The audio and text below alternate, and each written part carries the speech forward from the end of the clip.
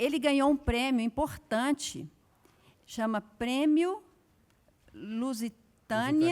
Lusitânia História de Portugal, em 2018, pela Academia Portuguesa de História, justamente pelo trabalho dele sobre as imagens, o livro dele sobre as imagens de vestir. O tema de investigação dele é a presença franciscana e as procissões da penitência nas Ilhas Atlânticas.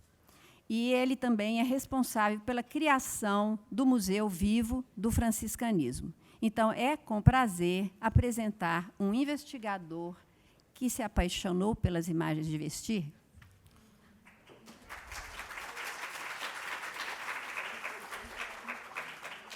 Muito bom dia, muito obrigado a todos. Queria agradecer ao CEIP e especialmente à professora Regina e à professora Beatriz o facto de me terem convidado para estar hoje aqui. Quero agradecer também a toda a equipa do CEIP que está na organização.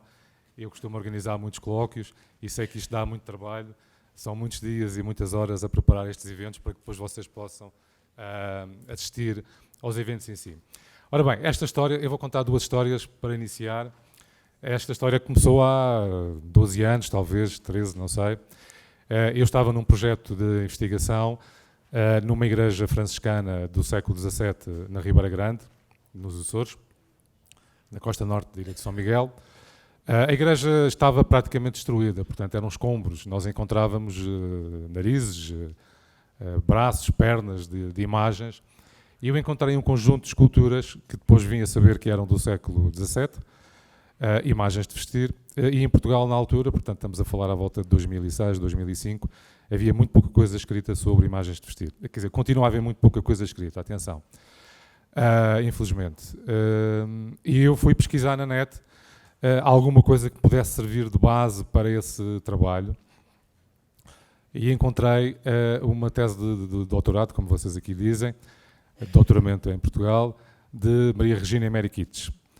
E foi através da tese da Regina que eu comecei este trabalho árduo de investigação destas imagens que eu conhecia muito pouco.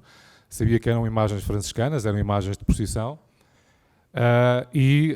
as coisas, portanto, continuaram. Nós tivemos alguns problemas de financiamento e em 2010, 2011, o museu, ou aquilo que nós pretendíamos ser o museu, estava num impasse e a União Europeia resolveu financiar com €500 mil a criação do Museu Vivo do Franciscanismo. Conseguimos colocar o museu de pé, hoje em dia é um museu de referência. E depois, passado talvez 2, 3 anos, estava eu na Universidade dos Açores e recebo um telefonema da minha colega do museu, que está na portaria, que disse: olha, está aqui um senhor que é casado com uma brasileira e quer comprar o seu livro. E eu disse: olha, por acaso acho que já não há nenhum livro aí, eu tenho aqui alguns exemplares comigo na universidade, mas eu estou na Costa Sul, isto vai ser complicado eu meter-me no carro para ir até aí, diga ao senhor para voltar mais tarde. Ele é casado com uma senhora, qualquer coisa, Kites, diga lá, Maria Regina Kites. Eu coloquei-me no meu automóvel e fui a 150 horas para a Ribeira Grande levar o livro ao marido da Regina. E passado um mês a Regina pediu-me amizade pelo Facebook e a partir daí temos falado e aliás já convidei a Regina para ir à Ribeira Grande fazer uma conferência no Museu Vivo do Franciscanismo, porque ela faz parte também da criação daquele museu. O museu é gerido pela Câmara Municipal, que é aquilo que vocês chamam aqui a Prefeitura. Quando a Regina esteve lá, recebeu a medalha de honra da Prefeitura da Ribeira Grande, porque ela fez parte também do trabalho sem ela saber. Ou seja, o trabalho do pesquisador é precisamente esse, podermos ver o trabalho que já está feito por outros, desenvolvermos e podermos progredir o nosso trabalho, citando, obviamente, o trabalho dos colegas que noutras paragens fazem, neste caso aqui no Brasil. Portanto, esta é a primeira história que eu tenho para contar e que me liga à Regina e, de certa forma, aqui ao CEIP. A segunda história tem a ver que, ao longo dos anos, tenho desenvolvido vários trabalhos sobre as imagens de vestir. É óbvio que, num momento inicial, preocupei-me com as questões metodológicas dos esquemas das imagens, embora isso já a Regina aqui no Brasil tinha feito e, portanto, ela já tinha inventado a roda e eu apenas o que fiz foi fazer algumas adaptações para o português de Portugal e alguma metodologia própria que nós tínhamos em Portugal. E preocupei-me com outra parte, tem a ver com o facto das imagens, e nós temos falado aqui muito de escultura. A escultura tem uma função social. Essencialmente, ela tem uma função social. Ela relaciona-se com as pessoas. Eu lembro-me, eu cresci numa ilha muito pequena que se chama Porto Santo, no arquipélago da Madeira, não sei se conhecem. Essa ilha tem talvez 10 km de comprimento, cerca de 5.000 habitantes, e entre outras coisas viveu em Porto Santo Cristóvão Colombo durante algum tempo. Aliás, ele casou-se com a filha do capitão donatário. E eu, em criança, ia muito para as ruínas que foram da habitação de Cristóvão Colombo e ficava a olhar para as ruínas a imaginar o que seria. Eu sempre gostei de imaginar tudo o que está por trás dos objetos. Na altura, a Casa de Colombo eram ruínas, hoje em dia é um centro interpretativo de Colombo, mas os objetos realmente, eles estabelecem uma relação connosco. Eu costumo dizer aos meus alunos que se eu colocar uma escultura em Marte, ela deixa de ser património cultural, porque em Marte não há pessoas para estabelecer essa relação. E, obviamente, as imagens de vestir, mais do que a escultura retabular que nós ontem ouvimos aqui falar, a escultura de vestir estabelece essa relação de grande proximidade. E porquê? Porque ela para existir, tem que estar em relação direta com a comunidade. Eu vou-vos apresentar aqui um filme documental, que foi um último projeto que fiz com alguns colegas meus, numa equipa da qual eu coordenei, que tem a ver precisamente com essa relação entre a história e a antropologia cultural. O projeto foi um projeto piloto que nós fizemos de comparar a posição das cinzas de Ribeira Grande com a posição das cinzas de Ribeira Grande em São Miguel, no arquipélago dos Açores, com a posição das cinzas de Câmara de Lobos, no arquipélago da Madeira. Eu apresento-vos aqui os nomes dos meus colegas, porque isto é um trabalho que foi feito em equipa. Ana Paula, a Cláudia Faria, a Hélia de Sousa, a Elisa Gomes, a Graça Alves e o Luís Furtado e o Rui Camacho na equipa multimédia. Portanto, temos aqui historiadores, antropólogos, pessoal ligado às ciências da informação, e durante 2 anos nós fizemos um levantamento em 2 regiões, em 2 arquipélagos distintos, para vos explicar, para ir da Ribeira Grande a Câmara de Lobos são 2 horas de avião, portanto não é assim tão próximo, e isto deu resultado em alguns artigos científicos e um filme documental que eu vos vou apresentar a seguir. Ora bem, para aqueles que não conhecem os arquipélagos da Madeira e dos Açores, vou-vos falar um bocado de geografia. São 2 arquipélagos que foram fundamentais no processo de descobrimento e expansão, mais no processo de expansão da expansão portuguesa. A Madeira fica junto à costa africana. Aliás, a ilha de Porto Santo tem um clima muito idêntico ao clima de Marrocos. A Madeira, pelo contrário, como é uma ilha muito arborizada e muito úmida, já não tem esse clima. E os Açores ficam mais a oeste, ficam já no seguimento para os Estados Unidos. Os portugueses e os espanhóis, no seu processo de expansão, estas ilhas, elas fazem parte do conjunto que é a Macaronésia, dos quais existem mais 2 arquipélagos, Canárias, que é um arquipélago espanhol, e Cabo Verde, que foi, portanto, soberania portuguesa e que em 74 do século passado teve a independência. Estes arquipélagos foram fundamentais para o processo de expansão, como eu vos disse. As regiões autónomas, portanto, são 2 regiões autónomas, o que quer dizer que elas dependem de Portugal, pretendem da soberania de Portugal, mas têm governo próprio, têm Assembleia Regional própria, têm bandeira e hino, como vocês aqui veem, mas dependem ao nível do Governo da República, nomeadamente em termos de educação, ao nível as universidades estão dependentes do Governo Central em Portugal, a Justiça, a Polícia, os serviços militares, portanto, todas essas partes estão dependentes do Governo da República, mas estes arquipélagos têm uma autonomia própria. A Madeira é constituída por 2 ilhas habitadas e por outros 2 conjuntos de 6 ilhas que não são habitadas, que são as selvagens e as desertas, e tem sensivelmente 254 mil habitantes. Destes 254 mil habitantes, sensivelmente 245 mil vivem na Ilha da Madeira. Portanto, a população está quase concentrada na Ilha da Madeira, que é uma ilha não muito grande, uma ilha muito montanhosa, e que tem a maior densidade populacional da Europa, por quilómetro quadrado. O arquipélago dos Açores é um arquipélago, portanto, constituído por 9 ilhas, que estão divididos em três conjuntos. O primeiro conjunto, o Grupo Oriental, por São Miguel e Santa Maria, que foram as primeiras ilhas a serem descobertas. o Grupo Central, Terceira, Graciosa, São Jorge, Pico e Faial, e o Grupo Ocidental, que fica já próximo dos Estados Unidos, que são as Flores e o Corvo. Além de serem considerados dos sítios mais belos do mundo, e passa a publicidade, o arquipélago, estas 9 ilhas, tem cerca de 240 mil habitantes, portanto, vejam, estas 9 ilhas têm tantos habitantes como a Ilha da Madeira, sendo que, por exemplo, São Miguel é maior que a Madeira. Portanto, elas não são muito povoadas, o clima não é um clima muito propício. Elas foram extremamente importantes até o século XX, praticamente século XXI, para a Europa, porque, efetivamente, o seu local estratégico permitia que as embarcações que iam para o Novo Mundo faziam escala nos Açores para reparações. Havia vários estaleiros navais, e as ilhas, apesar de não serem ilhas muito ricas, serviam precisamente como estaleiros, e ao longo dos séculos essas ilhas tiveram uma importância muito grande, primeiro para Portugal e depois também para a Espanha, durante o período da União Ibérica.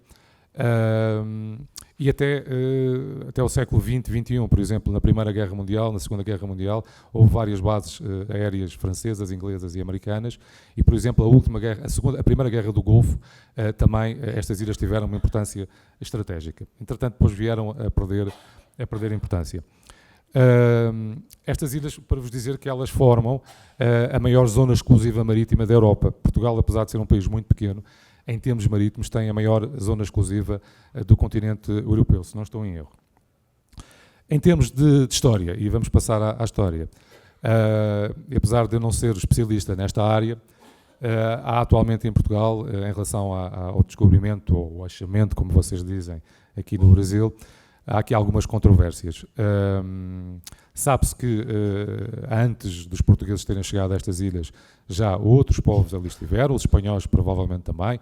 Estas ilhas foram sempre muito visitadas por piratas e corsários e, portanto, muito naturalmente foram visitadas por outros povos antes dos portugueses chegarem. No caso da Madeira, os portugueses chegam ao arquipélago em 1418 e em 1419 à Madeira, sendo que estamos a comemorar, eu sou natural da Ilha da Madeira, estamos a comemorar este ano os 600 anos. E não é todos os anos que se comemoram 600 anos, portanto estamos neste momento em festa no nosso arquipélago, desde o princípio do ano, aliás, desde o ano passado, com vários espetáculos, vários colóquios, e no fundo a minha vinda cá também é no sentido de promover os 600 anos do descobrimento do arquipélago. A Madeira foi, de todas estas ilhas, talvez uma das mais importantes, porque ela foi um laboratório para Portugal. Foi um laboratório ao nível do aproveitamento das técnicas de cultura, ao nível das estruturas institucionais. Foi aqui que Portugal fez, digamos, as suas primeiras experiências naquilo que depois iria implantar nos territórios que viriam a ser mais tarde povoados. A Madeira é uma ilha muito montanhosa, para vocês terem uma ideia. Atualmente a ilha é ligada por vários túneis subterrâneos, parece um queijo suíço a ilha, são quilómetros e quilómetros de autoestrada debaixo da terra, porque realmente ela é extremamente montanhosa e para conseguirmos chegar às localidades, as vias rápidas e as autoestradas são feitas por baixo da terra. É uma ilha com terrenos extremamente produtivos, tem um clima muito ameno e tem muita água. Aliás, ela é conhecida precisamente pelas suas levadas que levam água. Estas condições permitiram que fossem desenvolvidas várias culturas durante o século XV, nomeadamente a cana-de-açúcar, a cana sacarina, que mais tarde viria para as Antilhas e para o Brasil, e também para São Tomé e Cabo Verde, mas é efetivamente na Madeira que será, digamos, o centro de produção de açúcar e que abasteceu a Europa durante o século, principalmente o século XVI. Por isso Cristóvão Colombo e outros navegadores aportavam com frequência nestas ilhas, nomeadamente na Madeira, e portanto é na Madeira que os portugueses vão ensaiar a produção açucareira e vão mais tarde trazer para o Brasil, sendo que depois o Brasil iria, obviamente, pela sua dimensão territorial, a ultrapassar a Madeira ao nível da produção de açúcar. Hoje em dia a Madeira ainda produz açúcar, ela depois teve uma outra fase posterior, teve a ver com a industrialização no século XIX e com a influência britânica, e recuperou nessa altura algum do seu fulgor. Eu mostro-vos aqui algumas imagens do Museu do Açúcar no Funchal, mas, portanto, as primeiras técnicas do engenho, da trilogia rural, e da própria civilização do açúcar, elas são iniciadas, efetivamente, na Ilha da Madeira. Para aquilo que nos interessa ao nível da história da arte, obviamente que a Madeira no século XV e no século XVI teve um poderio económico bastante substancial, e esse poderio económico reflete-se efetivamente em obras de arte, e nomeadamente ao nível da arquitetura religiosa e daquilo dos acervos que as igrejas na Ilha da Madeira têm, com várias escultura e com pintura, também com muita pintura, a pintura de influência flamenga. Se puderem, e aqueles que ainda não visitarem a ilha, visitar o Museu de Arte Sacro do Funchal, tem talvez, penso que a melhor coleção de pintura flamenga que existe em Portugal. E, portanto, a ilha teve realmente essa facilidade de ter muito dinheiro devido ao açúcar. Eu vou-vos apresentar o arquipélago dos Açores, portanto, o arquipélago vizinho. Não teve o fulgor da Madeira em termos económicos, apesar de, para Portugal, os Açores terem sido muito importantes no período da expansão, porque os Açores dizia-se que era o celeiro de Portugal. As ilhas produziam vários cereais e esses cereais abasteciam o reino. E, portanto, estes movimentos que haviam entre o velho e o novo mundo normalmente levavam, por vezes, de regresso a Portugal, os cereais que eram importantes para abastecer a coroa. Como eu vos disse, teve uma grande influência e continua a ter ao nível da imigração. Durante muitos anos, atualmente a imigração açoriana está mais vocacionada para os Estados Unidos e para o Canadá, mas durante muito tempo, no século XX, ela esteve direcionada para o Brasil. E, como eu vos disse no início, os Açores são 9 ilhas, mas tem uma 10ª ilha. A 10ª ilha dos Açores é precisamente em Florianópolis, a capital do Estado brasileiro de Santa Catarina, que tem na sua população uma grande, portanto, descendência de açorianos, que estão lá a viver. Esta questão dos Açores, os Açores foram, obviamente, devido ao facto de serem, digamos que, um porta-aviões situado, no século XX dizia-se que era o porta-aviões que estava situado no meio do Oceano Atlântico. E durante os séculos XV, XVI, XVII e XVIII, a sua importância estratégica permitiu que várias embarcações aportassem nos seus portos e, obviamente, isso trouxe, ao nível da arte, alguma produção escultórica que era feita ou na Europa e iria para o Brasil, ou que vinha do Brasil para a Europa e que alguma dela ficava neste arquipélago.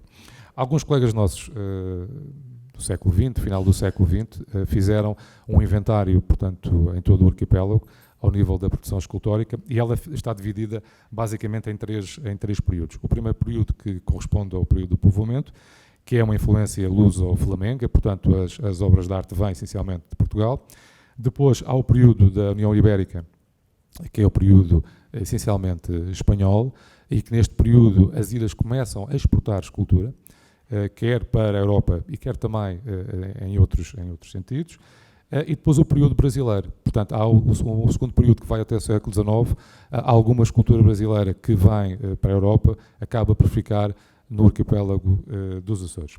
Esta imagem que vocês estão a ver é uma imagem de uma Pietà que está no Museu Vivo do Franciscanismo, portanto, da coleção do Museu Vivo do Franciscanismo.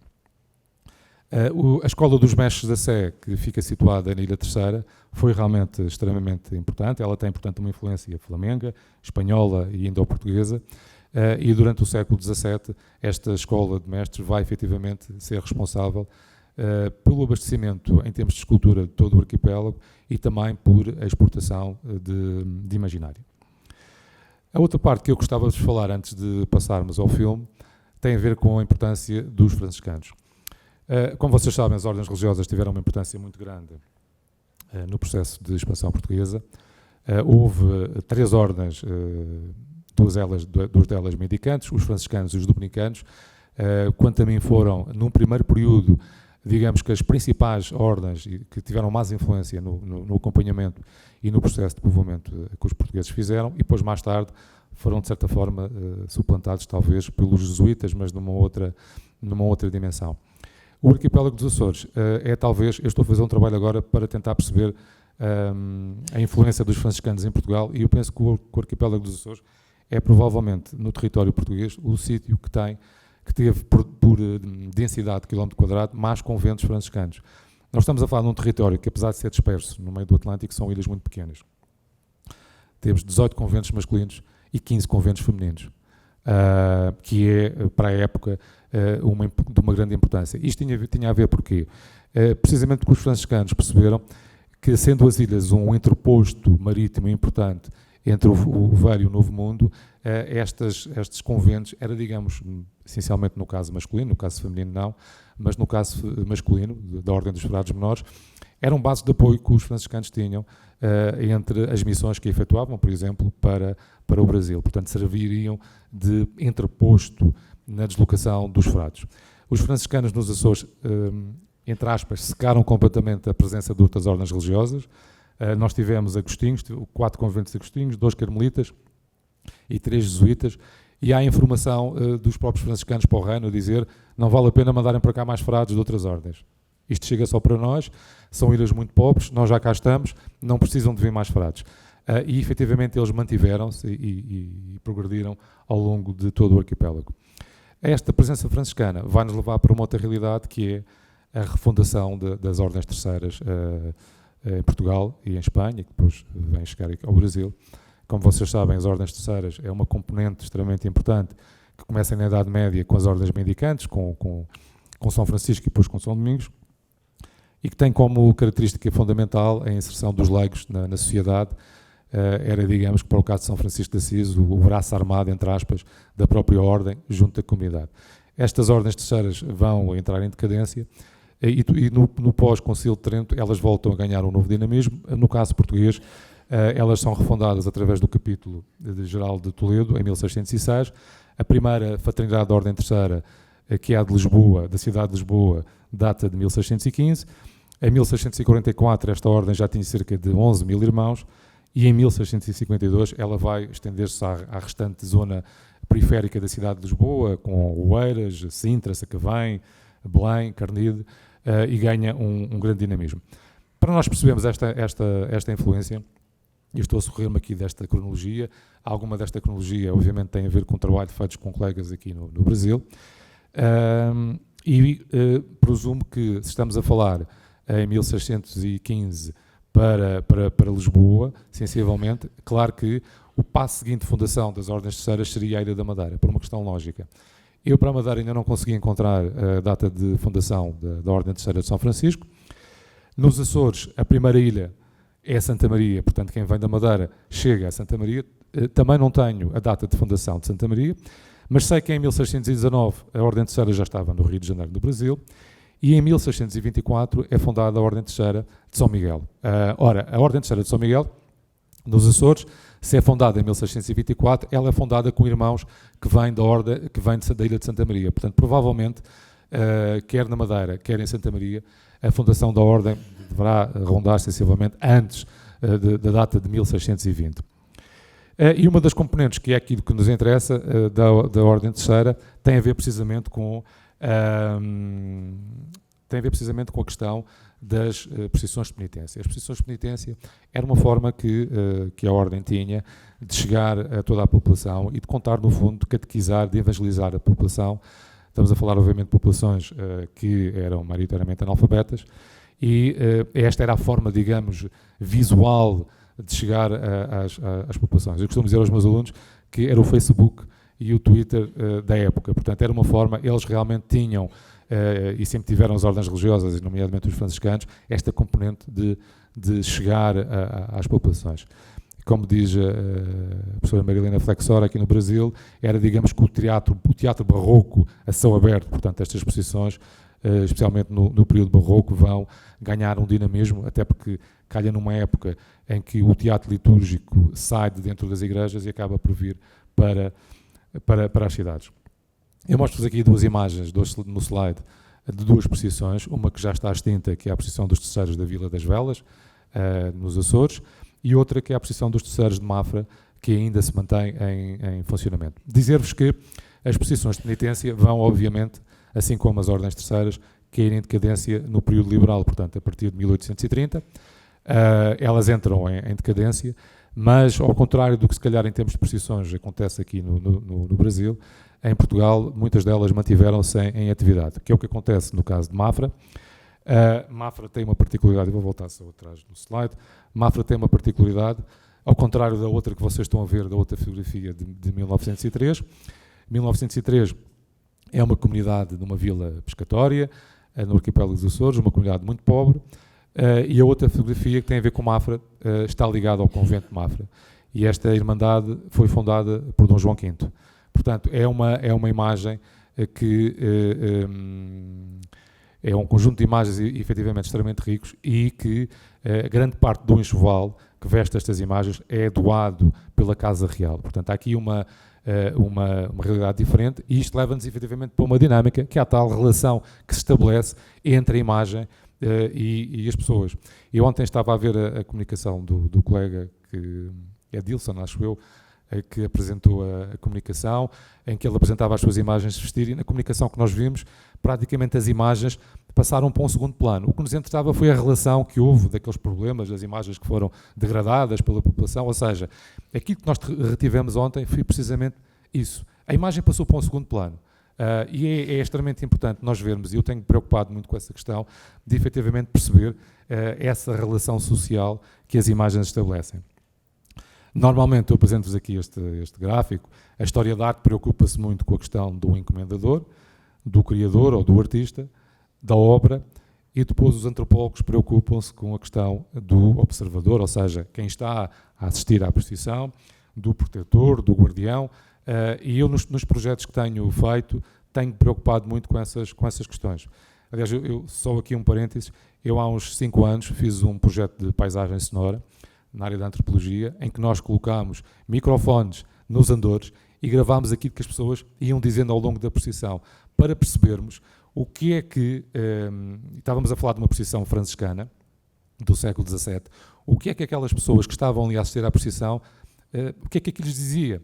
E é engraçado perceber que as pessoas não relacionavam nada aquilo com uma procissão franciscana. Zero. Não tinham. Portanto, era uma procissão que as pessoas conheciam, mas não a relacionavam com os franciscanos. 350 anos antes, aquela procissão já existia e, obviamente, as pessoas que existiam estavam relacionadas com a temática franciscana. Portanto, esta questão da relação que nós estabelecemos, uma relação e através do estudo antropológico, acho que é extremamente interessante e importante. Eu não dou, obviamente, não venho aqui dar nenhum conselho, mas acho que seria interessante, ao nível da história da arte, trabalharmos também com a antropologia, com a sociologia, para percebermos um pouco mais estas realidades. Porque depois ficamos só cingidos à questão, digamos, mais técnica da construção escultórica, que obviamente é importante, mas depois temos que perceber o que é que está por trás disso, o que é que realmente, quais são as histórias que esses objetos nos contam. Em relação, e após a conferência ontem da nossa colega, a Sandra, e relativamente à questão dos mestres santeiros, eu não me tenho preocupado muito com a questão dos mestres. Ela às vezes chateia-se comigo por causa disso, mas obviamente fiz alguma investigação e tenho que ter alguma investigação sobre essa questão. E falando, por exemplo, do nosso Manuel Dias, que ela ontem aqui também falou, o Manuel Dias é responsável, talvez o principal grupo escultórico da procissão dos Sucessos que existe em Portugal, que é precisamente o grupo escultórico de Mafra, que é um grupo escultórico muito interessante, e nós vemos aqui, portanto, uma imagem de 1740. Relativamente àquela questão que nós falámos ontem, e em relação ao escultor e ao pintor, é interessante ver que nos registros da Ordem Terceira há a atribuição da obra para a produção das esculturas ao Manuel Dias, e depois está lá escrito: depois vamos encomendar o trabalho a um pintor. Portanto, vejam bem esta questão, o escultor tinha realmente importância, mas o pintor, depois vamos ver quem é que vai pintar as imagens. O importante aqui foi o Manuel Dias ser efetivamente o escultor. Eu chamo-vos a atenção para estes grupos escultóricos. As vestes destas imagens são doadas pelas várias casas reais europeias da época, portanto, estamos a falar do século XVIII. Portanto, neste caso, o rei São Luís de França, as vestes que ele usa foram doadas na altura pela Casa Real Francesa. E, portanto, obviamente que esta coleção não encontra paralelo em Portugal na sua riqueza, principalmente quer ao nível escultórico, mas também ao nível do acervo. Muito rapidamente, a função social do objeto artístico, falando também de outros santeiros, eu dava-vos aqui outro exemplo, que é a família Alão, Manuel Joaquim Alves de Sousa Alão. Ele foi o responsável por outra procissão muito importante em Portugal, que é a do Porto. e ele estabelece aqui um contrato importante, que é, ele quando fez as imagens, portanto, eu não tenho as datas, a cronologia de vida dele, mas ele nasce no século XVIII e morre no século XIX. Ele estabelece o contrato com a Ordem Terceira do Porto, e o contrato que ele estabelece diz logo: a manutenção das imagens por X anos é da minha responsabilidade. A vestimenta das imagens é da minha responsabilidade. A mesma coisa que quando nós hoje em dia compramos um automóvel e temos que fazer garantia durante X anos na marca, ele também estabeleceu esse contacto com a Ordem Terceira. E, portanto, vemos essa relação que os mestres tinham com as produções que faziam. O filho dele, o João Joaquim Alão, vai emigrar para o Brasil, onde foi professor na Real Academia Imperial, e recorro-me aqui de um trabalho de uma colega brasileira, que fez um estudo, portanto, e ele foi responsável também no Rio de Janeiro pela produção da procissão das cinzas no Rio de Janeiro. Ou seja, a família Alão é responsável quer pelo Porto, quer também pelo Rio de Janeiro, e, portanto, nós vemos aqui esta influência dos mestres santeiros vindos de Portugal para o Brasil. Aliás, veio primeiro o filho do Manuel Alão e depois toda a família acabou por emigrar para o Brasil. Muito rapidamente, chegando à questão da procissão, e antes de passar ao filme, explicar-vos um pouco que estas procissões têm um dinamismo muito teatral. Elas ainda hoje na Ribeira Grande, os homens vão com as cabeças tapadas, como acontecia no século XVII e no século XVIII. E é engraçado, quando esta tradição retomou há poucos anos na Ribeira Grande, vieram pedir ajuda para a preparação da procissão. Eu aprendi com um professor de Antropologia Cultural que me disse: Duarte, se vais estudar as procissões, nunca te esqueças de ver a procissão da varanda da tua alteridade. Nunca te mistures no objeto que estás a estudar. E a população veio-me pedir ajuda e eu disse: não ajude. Há alguns trabalhos escritos, algumas coisas que eu já escrevi, vocês podem ler e retomem a vossa tradição, se assim o quiserem, porque senão isto é uma recriação, isto tem que ser, vocês são crentes, são cristãos, e isto tem que vir algo de vós, não é fazer aqui uma recriação teatral, como se costuma fazer. Então eles lá fizeram isso, e no ano em que a procissão saiu, convidaram-me para assistir à procissão, e esta cruz que vocês estão aqui a ver, ela é muito pesada. Então o senhor que foi levar a cruz às costas, quando pegou na cruz, a cruz era muito pesada, e ele disse: mas eu pensava que isto era de cartão, ou PVC, isto é muito pesado. E virou-se para mim e disse-me assim: doutor, isto é uma penitência. E eu disse: pois, é mesmo isso, a ideia é ser uma penitência.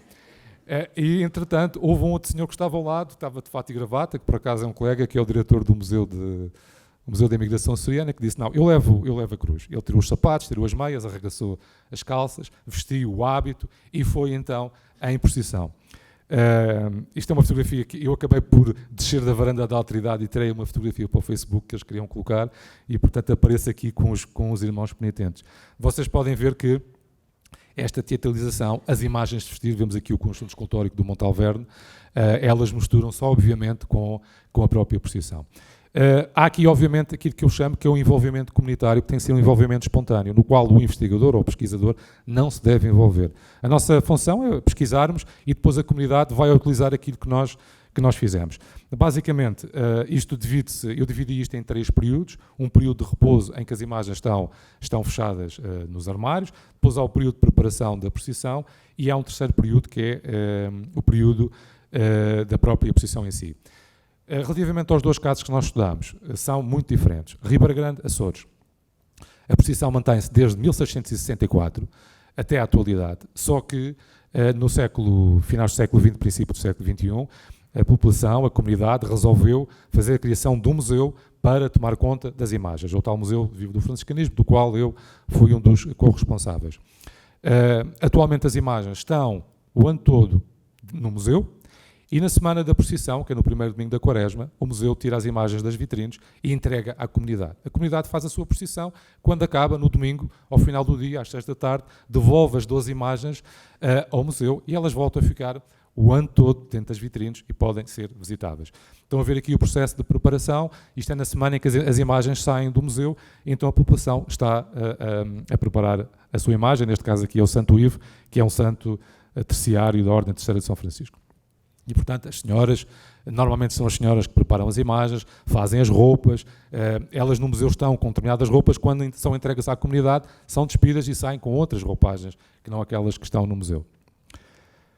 A outra parte, e vou finalizar, que é o outro objeto de estudo que nós fizemos, que foi na Ilha da Madeira, é na mesma uma procissão de penitência franciscana, mais ou menos da mesma época, um pouco mais recente, esta do século XVIII, e acontece aqui um facto muito interessante. A procissão, em 1839, com o período liberal, a população de Câmara de Lobos, na Ilha da Madeira, resolveu levar as imagens para casa com medo que os liberais roubassem as imagens. Estamos a falar em 1839. São 12 imagens que vão para 12 famílias. 180 anos depois, as 12 imagens estão nas 12 famílias, ao fim de 5 gerações, dentro de casa das pessoas. Essas pessoas já não são franciscanas, já não são católicas, mas no dia da procissão das cinzas vão colocar a imagem no andor, à porta do convento, e às 6 da tarde vão lá buscá-la para levá-la para casa. Eu mostro-vos aqui as minhas colegas, a Cláudia e a Hélia, que são pessoas muito humildes, porque é uma zona muito humilde, mas as pessoas têm um brilho muito especial. Vejam esta imagem que ali está, que é a figuração da Rainha Santa Isabel. Ela está na sala, ao lado da televisão, e portanto a imagem está o ano todo sentada, portanto as pessoas estão na sua sala e têm a Rainha Santa Isabel durante o ano todo ali sentada. E mudam as roupas, portanto quando chegam à primavera, mudam a roupa, portanto vão mudando a roupa. Eu tenho um outro caso que no filme nós não vamos apresentar, porque nós fizemos muitas entrevistas. Foi um caso muito interessante, de um casal muito humilde, uma casa muito pequena. O quarto do casal era uma coisa muito pequena, um cubículo, tinha um roupeiro, e então, como eles não tinham espaço para guardar a imagem do São Francisco, porque eles tinham a guarda a imagem do São Francisco, tiraram a roupa, colocaram o São Francisco e tinham a roupa debaixo da cama. E a imagem do São Francisco estava religiosamente guardada no roupeiro. Há outros casos. Eu chamo-vos a atenção no filme que vou projetar para o facto de as pessoas, especialmente na parte final do filme, em Câmara de Lobos, falam uma pronúncia muito característica. Eu acredito que há algumas coisas que eu disse vocês também tiveram dificuldade, porque nós portugueses falamos muito rápido. Mas vão perceber que o pessoal de Câmara de Lobos, nem eu consigo perceber o que eles dizem. Portanto, eu não legendei o filme, mas digo-vos já, basicamente faço-vos uma antevisão, é precisamente isso. Então, são pessoas humildes, têm as imagens em casa, por exemplo, uma delas vocês vão ver, a imagem está numa oficina. Está na oficina. Portanto, o senhor tem a imagem na oficina, uma oficina de carpinteiro, acho eu, e que é uma imagem de Cristo, e está na oficina. E, portanto, são entrevistas que nós fizemos na Madeira, e estivemos, portanto, foi um trabalho muito mais antropológico, estivemos junto da comunidade. Eu vou, então, passar o filme, e depois, no final, se houver alguma dúvida, cá estarei para esclarecer. Ora bem, penso que tela inteira.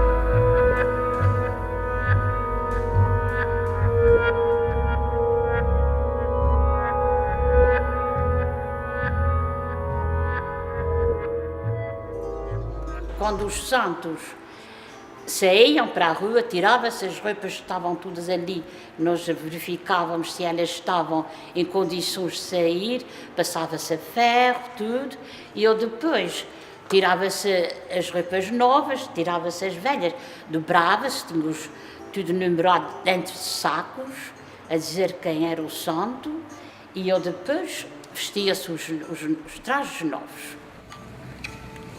Sem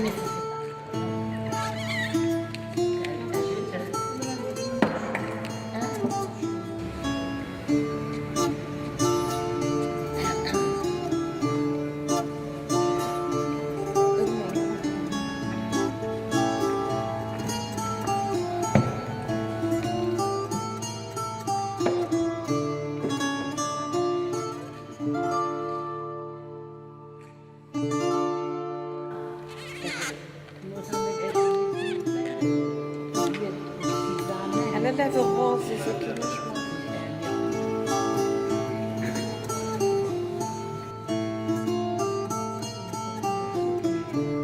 Será-se bem?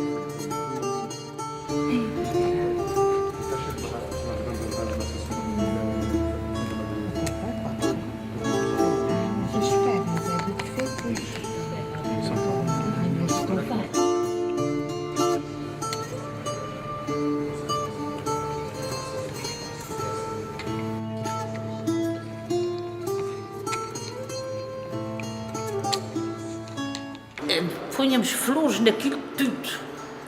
Eu depois era pela igreja acima, os santos estavam todos, e nós punhamos ao lado, quer dizer, isso ficava lindíssimo. Mas tudo, camélias, junquilhos, flores da estação. Agora que já não há camélias, nessa estação não há. Podia haver também muitos jarros brancos. E eram os jarros brancos. As procissões de penitência são fenómenos processionais, portanto, que aparecem em Portugal no princípio do século XVII, na primeira metade do século XVII, e estão ligados ao reaparecimento da chamada Ordem Terceira da Penitência, que é uma ordem que está associada à Ordem de São Francisco de Assis. A Ordem Terceira da Penitência é constituída, é uma ordem mista, portanto, ao contrário da primeira e segunda ordem franciscanas, que são constituídas essencialmente por indivíduos que fazem o voto de castidade e fazem o voto de pobreza, portanto, pelos frades e pelas freiras, assim como nós os conhecemos. A Ordem Terceira é constituída por todos aqueles que, por exemplo, comungam do sacramento do matrimónio. E, portanto, é uma ordem que está ligada às comunidades. Aliás, isto foi um dos fenómenos precursores que o próprio São Francisco de Assis, na Idade Média, implementou na sua ordem, ou seja, abrir o espaço conventual à comunidade, portanto, permitir que todos pudessem fazer parte de uma ordem religiosa, mesmo aqueles que não fizessem o tal chamado voto de pobreza e voto de castidade. E uma das funções que estas ordens terceiras vão ter na primeira metade, e ao longo, aliás, de todo o século XVII, é participar na catequização das populações, porque são ordens religiosas que estão ligadas à própria comunidade. E, portanto, uma das principais áreas era precisamente a catequização. Estamos a falar em populações que eram, obviamente, maioritariamente analfabetas, e uma das formas de passar a história ou a mensagem da ideia franciscana era através das procissões. Estas procissões eram constituídas por imagens, as chamadas imagens de vestir, que não eram nem mais nem menos do que atores e atrizes de madeira, eram objetos escultóricos que eram vestidos a rigor e que encenavam vários momentos da vida franciscana. Desde, por exemplo, o primeiro momento da entrega da ordem, da regra franciscana, em 1209, pelo Papa Inocêncio III, passando, por exemplo, pelo recebimento das chagas, já no final da vida de São Francisco, e, inclusive, existiam alguns quadros processionais que retratavam a própria morte do Patriarca de Assis. Além disto, a procissão era composta por uma panóplia de santos franciscanos, quer da primeira ordem, quer da segunda, quer da terceira ordem franciscana, sendo que, em alguns casos, estas procissões chegavam a atingir mais de 25 andores. Eu estou-me a lembrar, por exemplo, do caso de Mafra, do caso de Lisboa, da procissão de Lisboa, do caso da procissão do Porto, e até no Brasil, Rio de Janeiro e Minas Gerais, que eram procissões que tinham dezenas e dezenas de santos em cima dos andores e que retratavam a vivência das três ordens franciscanas. Portanto, a primeira ordem, a Ordem dos Frades Menores, a Ordem de Santa Clara e a Ordem Terceira. Estas manifestações vão ter, digamos, o seu apogeu em Portugal e nos territórios da expansão portuguesa ao longo do século XVIII e vão entrar em manifesta decadência a partir do período liberal, portanto, a partir da década de 1830, vindo a extinguir-se praticamente ao longo da primeira metade do século XX, tendo ficado alguns exemplos, no caso português continental, estou-me a lembrar de Mafra, Ovar, Guimarães, por exemplo, e nas ilhas, nos dois arquipélagos, portanto, os arquipélagos da Madeira e dos Açores, temos o caso de Câmara de Lobos, na Madeira, e na Ilha Terceira temos ainda algumas procissões de penitência, cerca de 4 procissões, e em São Miguel, na Ribeira Grande.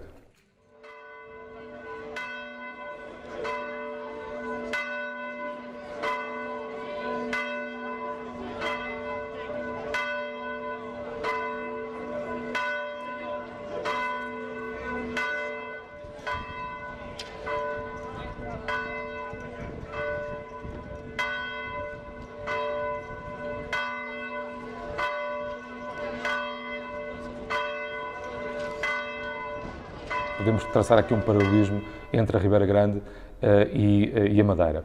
E isto porquê? Porque são duas manifestações que se conseguem manter em atividade até o século XXI, ao contrário de outros locais em Portugal e no Brasil que acabaram por se extinguir, mas são duas situações muito interessantes. E isto porquê?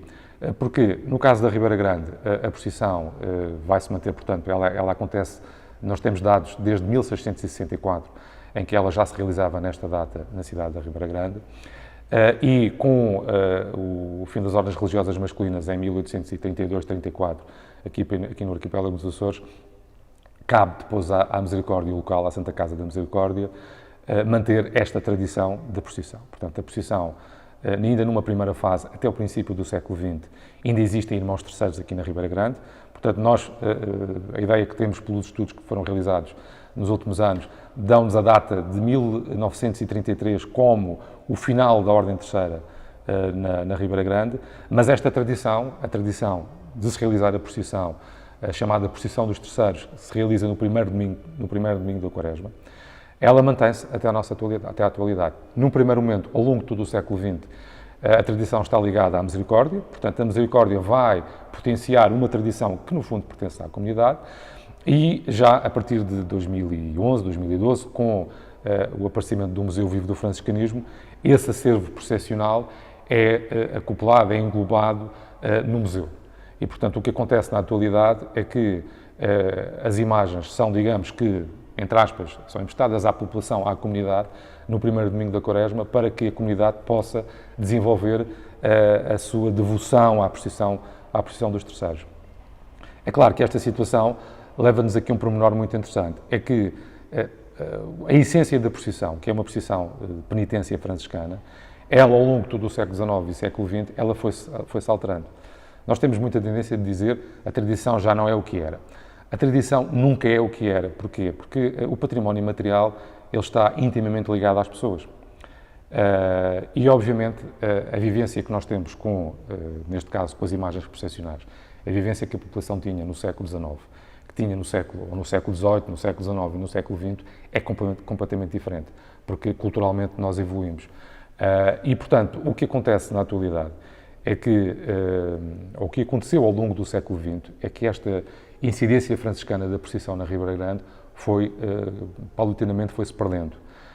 Com o início do Museu Vivo do Franciscanismo e com alguns estudos que têm vindo a ser realizados, estudos de investigação científica, essa vivência franciscana está novamente, digamos que, a ser reposta na memória cultural da comunidade. A procissão dos terceiros sempre foi muito vivenciada aqui na Ribeira Grande. Eu, quando me mudei aqui para a Ribeira Grande há 26 anos, a minha mãe disse-me: olha, tens que arranjar um fato preto para veres a procissão dos terceiros, porque lá as senhoras vestem-se de negro para assistir à procissão. Foi a recomendação que eu recebi. Portanto, era uma procissão muito vivenciada e com um profundo sentido religioso. De modo que, atendendo a que ela esteve quase desaparecendo, porque a igreja fechou, entretanto, o Sr. Padre Edmundo, como multi-elemento da Ordem Terceira, fez com que ela não parasse, o seu cortejo processional continuasse. O facto de ser transposto aqui para o museu e assegurar que esse cortejo iria sair todos os anos, de facto foi com uma alegria e com um grande sentido religioso que as pessoas aceitaram isso e aceitam isso muito bem. E o facto também dos santos estarem expostos todo o ano também os motiva a vir aqui ao museu, porque eles gostam de ver os seus santos expostos e até perguntam pelos outros que não estão, onde é que estão, porque é que não estão aqui, e até fazem, conseguem ver os lugarinhos. Olha, aqui neste sítio cabia, podia pôr o Santo Ivo, ou podia pôr o São Roque. Acho que é uma ligação direta entre uma tradição que se manteve desde 1664 e a população, e principalmente os que nos visitam e que quando foram para o Canadá ou para a América, essa era a sua igreja, era aqui que eles vinham fazer o seu culto todas as semanas, à missa, foi aqui que se batizaram, foi aqui que casaram. Eles vêm com aquele saudosismo todo e adoram ver isso, adoram ver o restauro e a forma como a autarquia encontrou para fazer com que isso não se perdesse de facto no tempo.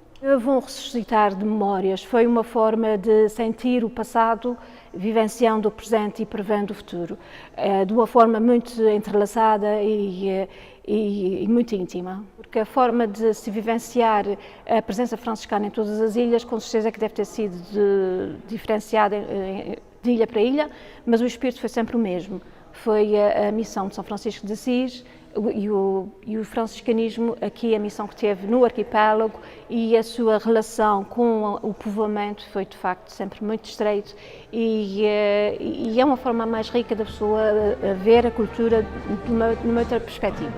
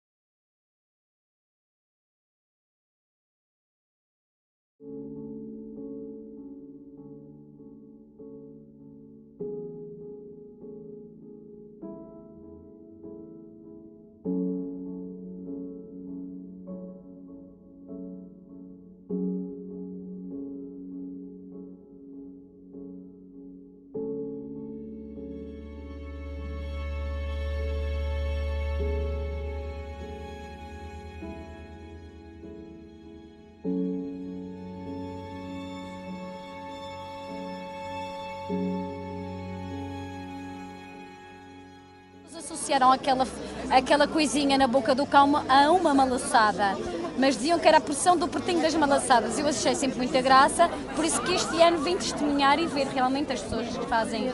Pronto, tem uma preparação aqui está tudo muito bem preparado, tudo muito bonito, mas volto a frisar, os santos não são das pessoas, são propriedade da Igreja. diga uma coisa, quando vem de outra paróquia, Sim, mas as paróquias são todas pertinho uma das outras. e acha que mais pessoas de outras paróquias, de outras comunidades, deviam vir assistir a este processo? Sim, deviam vir assistir a esta como a todas as cerimónias das cinzas. Quem é crente e quem vive a quaresma, isto é o primeiro dia da quaresma, devia realmente vir à igreja, não devia. Tem esta particularidade das pessoas, e penso que as pessoas vêm também por curiosidade, porque é uma procissão feita unicamente aqui na Madeira, sabe? Se não estou em erro, não sei muito bem. Mas eu vim porque estou curiosa e também já estive aqui. À semelhança das imagens, nós também saímos dos conventos na altura das imagens, não é?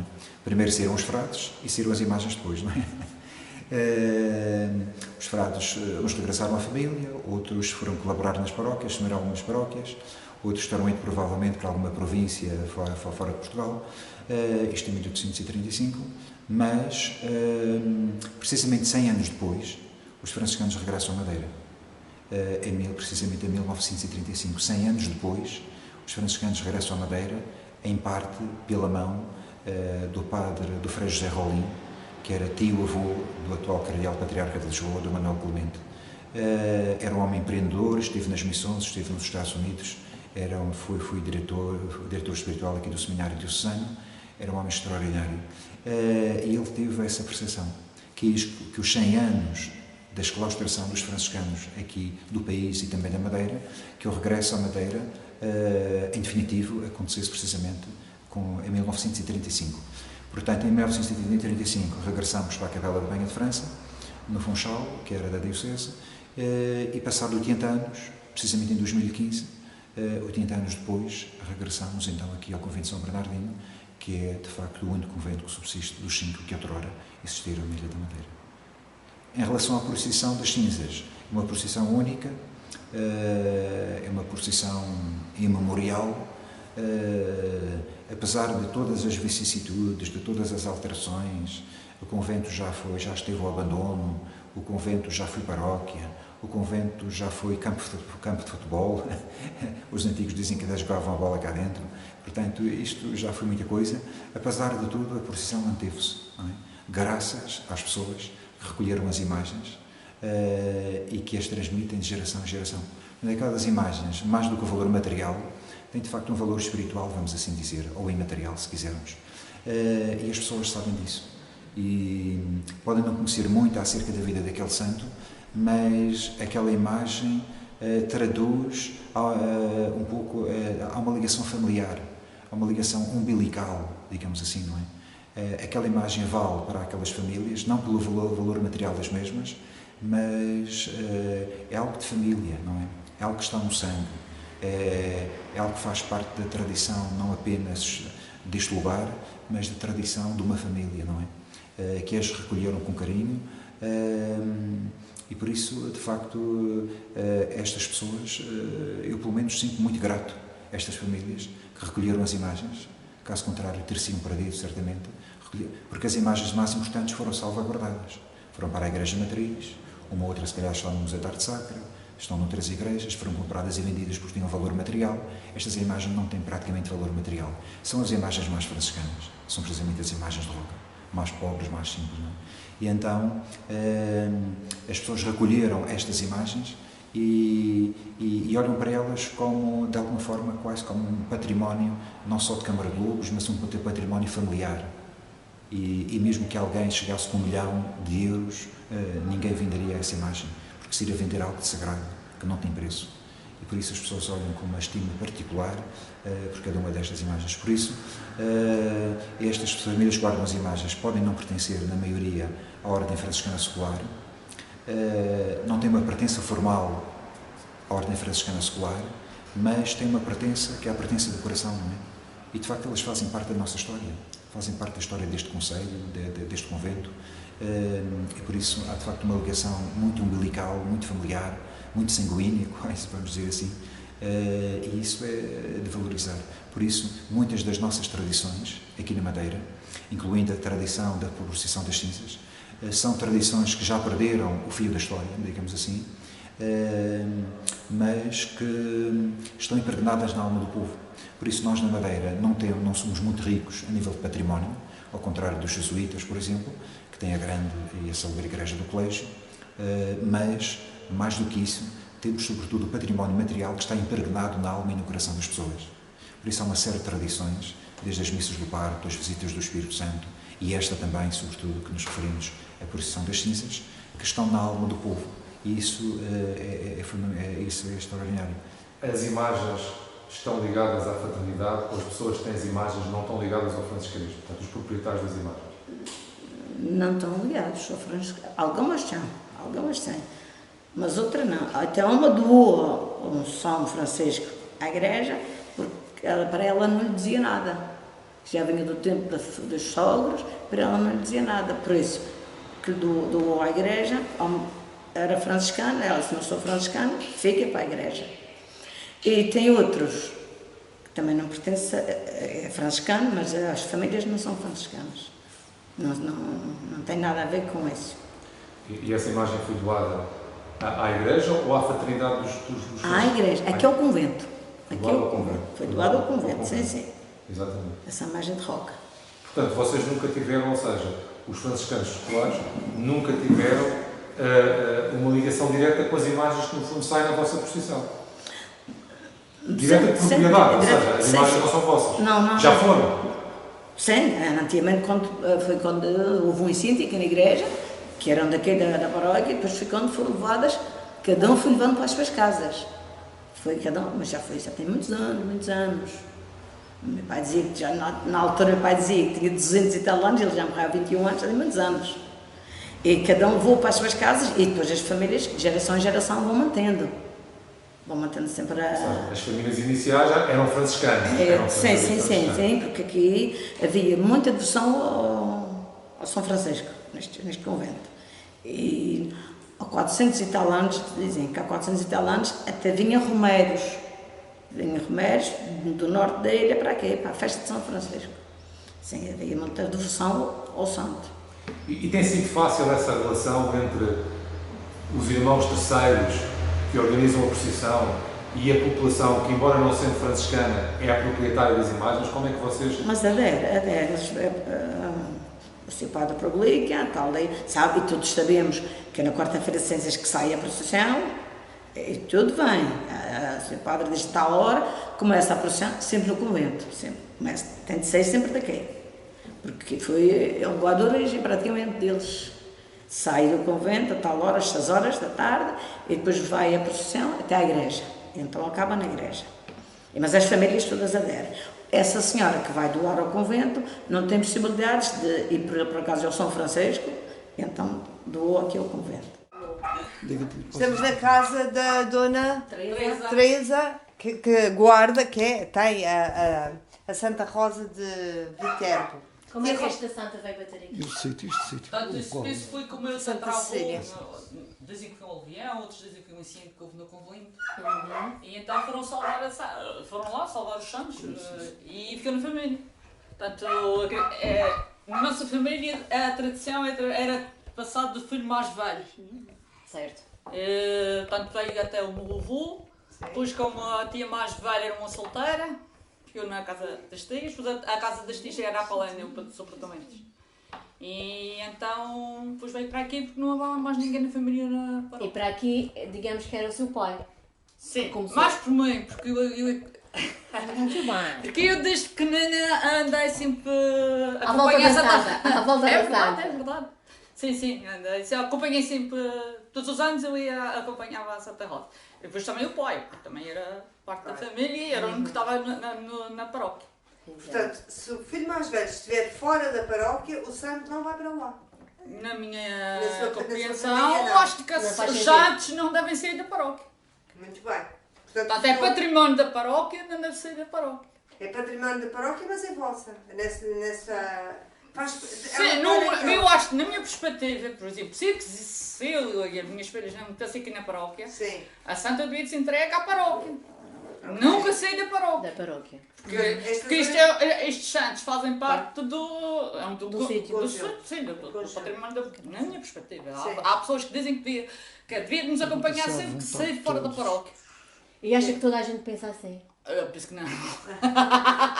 Porque já há pouco tempo eu ouvi uma pessoa falar que se fosse por estreita, a Santa devia por estreita. Não, acho que a Santa deve manter-se aqui na paróquia. É uma perspectiva que tenho. Onde é que esta Santa fica guardada? Tem o seu oratório. Tem um oratório próprio. Que está onde? Na casa?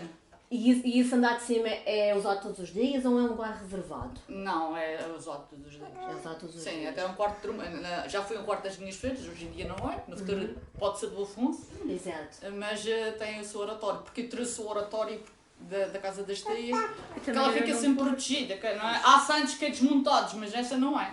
Portanto, fica sempre assim em pé. Esta mantém-se sempre. Só que o que eu posso fazer é, por exemplo, este ano é não tocar nela. Posso lavar os mantos brancos, mas mais não mexo. O hábito não mexe. Não. Eu gostava que falassem um pouco daquilo que acharam interessante e até um pouco as vossas experiências de histórias de vida que vocês têm tido. O que é que, digamos, beberam deste trabalho de campo? Bem, no meu caso foi uma surpresa porque não é uma área com a qual eu esteja habituada a trabalhar, portanto a parte da religião foi uma novidade para mim. Apesar de ser madeirense, também não tinha noção de que aquelas imagens estavam guardadas nas casas das pessoas e a grande surpresa foi perceber, mais testemunhar, o carinho com que as imagens são cuidadas ao longo do ano e o prazer que as famílias, como tu disseste, têm em de as trazer à rua naquele dia para aquela procissão, que é muito significativo, porque a maior parte dessas pessoas, digamos assim, os guardiães das imagens, têm em si a noção do valor daquele património. Se me perguntares se têm a noção do ponto de vista histórico, se calhar não têm, mas uma vez que veio do avô, ou de um tio, ou de uma tia, ou de um padrinho até, e que já está na família, e que essa família, vou usar a expressão que eles usam, tem zelado por aquelas imagens, para eles isso é suficiente. E foi interessante perceber esta dinâmica.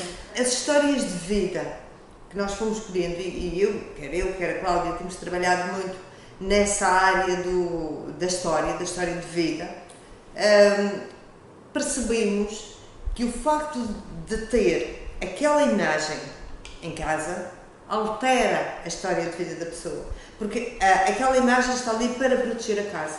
As pessoas pedem ajuda àquela imagem, as pessoas fazem promessas àquela imagem, os vizinhos vêm e prometem à imagem. Portanto, há todo um contexto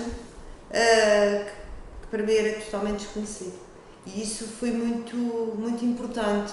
E eu tenho apenas um comentário, um lugar que me chamou a atenção. Um dos santos está numa sala humilde, uma sala de uma casa de uma pessoa com alguma dificuldade, e o santo está rodeado de bonecas que a senhora, a zeladora, vou chamar assim, não teve a oportunidade de terem crianças, as bonecas estão ali, de bibelôs, para que o santo esteja acompanhado. E, portanto, há toda esta humanização das imagens que para mim é extraordinário. Maria Isabel Rodrigues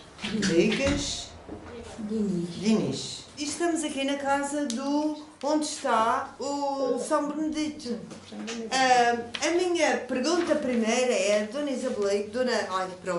Isabel, como é que este santo veio parar aqui? Olha, a minha mãe cá dizia que foi quando ardia a igreja. As pessoas foram tirar o santo da rua. Sim, do convento. Do convento, por causa de não arder. E os que tiveram que tratar. Claro. Mas isso já foi dos outros anteios. Sim. Outros anteios que trouxeram. E depois passaram, então, depois foi passando uns para os outros. O meu avô Caxiua. Sim. Agora, o meu pai não foi. Sim. O meu pai foi na televisão. Foi uma senhora, eu também fui para casa de uma senhora lá para lá em Papoara. Sim. E então, Este santo ou os outros? Este. Sim. E ela, depois no resto, ela já foi ficar na semana de ela disse, se o pai queria trazer para casa. Sim. O pai disse que sim. E então o pai trouxe e aí veio para ele. Então, mas havia com o senhor, tinha uma parte. E essa parte, então, ela deixou, não podia ter a despesa, então o seu pai queria. O pai disse que recebeu. Uma parte do santo? Portanto, o santo era de várias casas? Era de dunas, mas sempre estive lá na nossa casa e depois veio para a minha casa. Sim. E depois o meu pai acostou com ele, mas isto é. Tem ali em cima o Sr. Orlando, já morreu, agora é da mulher. Tem ele, e eu caí na minha casa, tinha duas partes, e tem um senhor que mora no Alto da Torre, que tem uma parte. Portanto, deixa eu ver se eu compreendo, cada santo é dono de várias pessoas. Sim, quer dizer, que várias pessoas são donas do mesmo santo. Sim. E quando diz parte do Porque quê? Tem de se pagar? Os pecuários trouxeram, um trouxe uma coisa, trouxe outra. Vêm os pecuários? Sim, um tinha trazer a pazinha, outro tinha uma cruz, assim, uma coisa assim. Pois, tudo para poder salvar o máximo de coisas possíveis.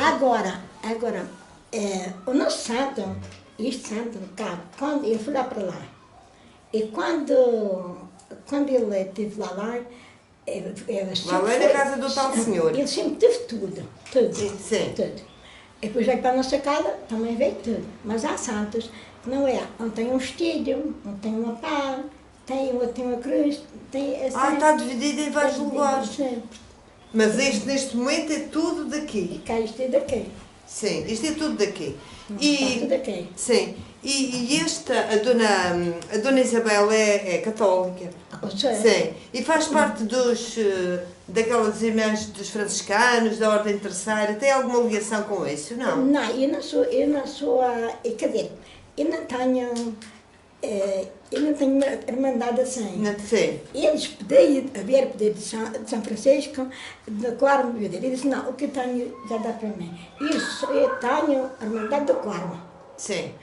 Mas não é daquela de profissional. Sim, sim, mas tem a sua... Sim, que a gente reza todos os dias. Exato. 7 para nós, 7 para mim, 7 para o Sim, mas isso não é porque tem o santo em casa, é porque é mesmo de ser. É da igreja.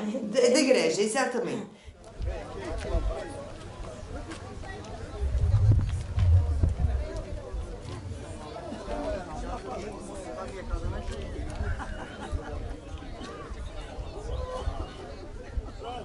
Para vocês, frades franciscanos, acha que seria importante, por exemplo, estas imagens que estão na casa das pessoas voltarem um dia ao convento? Talvez, mas não é obrigatório. Talvez, mas não é obrigatório. Há uma família que teve esse gesto, que devolveu ao convento a imagem do São Francisco, e que eu registro com muito agrado e com muito apreço e gratidão, porque sabem que o lugar de origem era de facto o convento de São Bernardino. Não vieram de outro lugar, elas estavam cá. Há uma família que tomou essa iniciativa, nós recebemos-la e no próximo ano irá integrar a procissão das cinzas. A imagem já estava um pouco degradada, nós assumimos o custo do restauro. Possa ser que aconteça com mais alguma, mas não é obrigatório. De qualquer forma, em função também do núcleo museológico do franciscanismo, que esperamos criar no contexto dos 600 anos da redescoberta da Madeira, pois, naturalmente, isso terá alguma pertinência, mas não é obrigatório. Mais importante do que as imagens estarem todas aqui numa galeria é, de facto, estas décadas onde as imagens se preservaram de geração em geração em casa das famílias. E assim a gente temos que viver também o tema e o espírito do nosso Pai, São Francisco. Viver em harmonia uns com os outros. Mas eu já não sou, eu sou franciscana, mas eu não gosto das formigas, já vou matar formigas. E é isso. Não só a maneira de São Francisco, nem chegou aos pés dele. Está bom? Muito bem. Sim, senhor. Está terminado. Era mesmo isto. Irmã, como vi, foi fácil, rápido, e dia 23 de outubro convidamos para assistir à apresentação do filme. No dia 23.